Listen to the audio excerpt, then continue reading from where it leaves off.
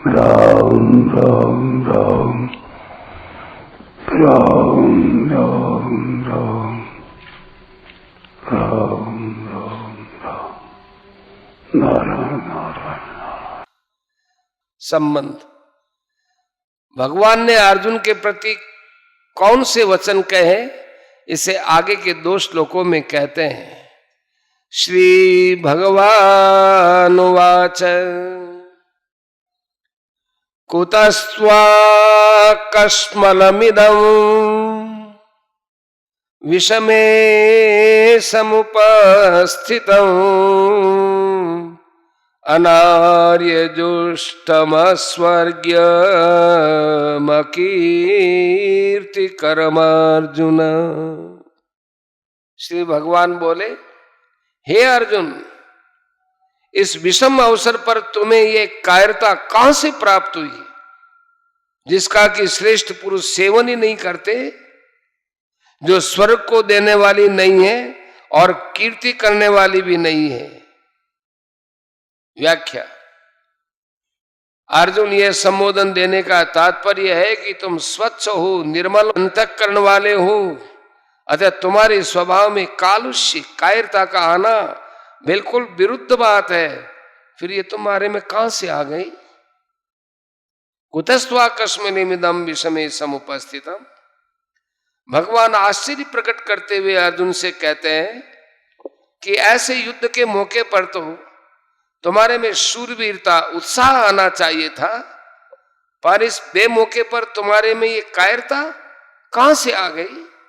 आश्चर्य 2 तरह का होता है, अपने न जानने के कारण और दूसरों को चेताने के कारण। भगवान का यहां जो आश्चर्य पूर्वक बोलना है वह केवल अर्जुन को चेताने के लिए है, जिससे अर्जुन का ध्यान अपने कर्तव्य पर चला जाए। कुतः कहने का तात्पर्य है कि मूल में यह कायरता रूपी दोष तुम्हारे में स्वयं में नहीं है, यह तो आगंतुक दोष है जो सदा रहने वाला नहीं है। समुपस्थितम कहने का तात्पर्य है कि यह कायरता केवल तुम्हारे भावों में और वचनों में ही नहीं आई है, किंतु तुम्हारे क्रिया में भी आ गई। यह तुम्हारे पर अच्छी तरह से छा गई, जिसके कारण तुम धनुष बाण छोड़कर रथ के मध्य भाग में बैठ गए हो। अनार्यजुष्टम, समझदार श्रेष्ठ मनुष्यों में जो भाव पैदा होते हैं वे अपने कल्याण के उद्देश्य को लेकर ही होते हैं। इसलिए इस श्लोक के उत्तरार्ध में भगवान सबसे पहले उपर्युक्त पद देकर कहते हैं कि तुम्हारे में जो कायरता आई है उस कायरता को श्रेष्ठ पुरुष स्वीकार नहीं करते हैं, कारण कि तुम्हारी इस कायरता में अपने कल्याण की बात बिल्कुल नहीं है। कल्याण चाहने वाले श्रेष्ठ पुरुष प्रवृत्ति और निवृत्ति दोनों में अपने कल्याण का ही उद्देश्य रखते हैं। उनमें अपने कर्तव्य के प्रति कायरता उत्पन्न नहीं होती है। परिस्थिति के अनुसार उनको जो कर्तव्य प्राप्त हो जाता है उसको वे कल्याण प्राप्ति के उद्देश्य से उत्साह और तत्परता पूर्वक सांगोपांग करते हैं। वे तुम्हारे जैसे कायर होकर युद्ध से या किसी अन्य कर्तव्य कर्म से उपरत नहीं होते। अतः युद्ध रूप से प्राप्त कर्तव्य कर्म से उपरत होना तुम्हारे लिए कल्याणकारक नहीं है। ऐश्वर्य कल्याण की बात सामने न रखकर अगर सांसारिक दृष्टि से भी देखा जाए तो संसार में स्वर्ग लोक ऊंचा है, परंतु तुम्हारी एक कायरता स्वर्ग को देने वाली भी नहीं है। अर्थात कायरता पूर्वक युद्ध से निवृत्त होने का फल स्वर्ग की प्राप्ति भी नहीं हो सकता।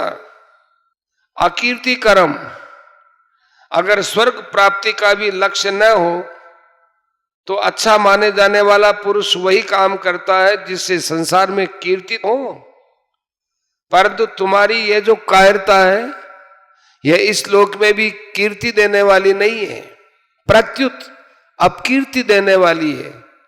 अतः तुम्हारे में कायरता का आना सर्वथा अनुचित है। भगवान ने यहां अनार्य जुष्टम, ऐश्वर्यम और अकीर्तिकरम ऐसा क्रम देकर 3 प्रकार के मनुष्य बताए।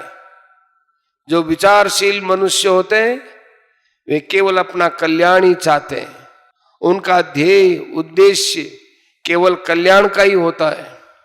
जो पुण्यात्मा मनुष्य होते हैं वे शुभ कर्मों के द्वारा स्वर्ग की प्राप्ति चाहते हैं।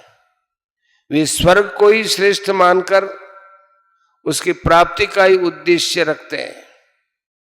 जो साधारण मनुष्य होते हैं वे संसार को ही आदर देते हैं, इसलिए वे संसार में अपनी कीर्ति चाहते हैं और उस कीर्ति को ही अपना ध्येय मानते हैं। उपर्युक्त तीनों पद देकर भगवान अर्जुन को सावधान करते हैं कि तुम्हारा जो यह युद्ध करने का विचार है यह विचारशील और पुण्यात्मा मनुष्यों के ध्येय कल्याण और स्वर्ग को प्राप्त कराने वाला भी नहीं है, तथा साधारण मनुष्यों के ध्येय कीर्ति को प्राप्त कराने वाला भी नहीं है। अतः मोह के कारण तुम्हारा युद्ध न करने का निश्चय बहुत ही तुच्छ है, जो कि तुम्हारा पतन करने वाला है, तुम्हें नरकों में ले जाने वाला है और तुम्हारी अपकीर्ति करने वाला है।